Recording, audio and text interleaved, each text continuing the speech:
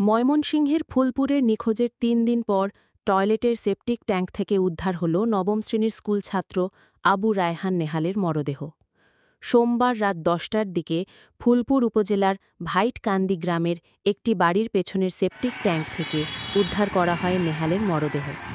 Say Bhaitkandi school and কলেজের নবম শ্রেণীর ছাত্র ছিল। গত ১৩ই জুন শুক্রবার রাত ১১টায় ১৮ই জুন বুধবার নেহাল হত্যার বিচারের দাবিতে অনুষ্ঠিত হল এক মানববন্ধন। স্থানীয় জনগণ, শিক্ষার্থী এবং সচেতন নাগরিকরা হাতে প্ল্যাকার্ড নিয়ে দাঁড়িয়েছিলেন ন্যায় বিচারের দাবিতে। তাদের একটাই প্রশ্ন, কেন এখনও নেহালের হত্যাকারীরা ধরা পড়েনি? আমরা নেহালের পরিবারের পাশে আছি। আমরা ন্যায় বিচার চাই, দ্রুত বিচার চাই। নেহালের হত্যাকারীদের দৃষ্টান্তমূলক শাস্তি নিশ্চিত করতে হবে। আরও খবর পেতে tata.com-এর পাশে থাকুন।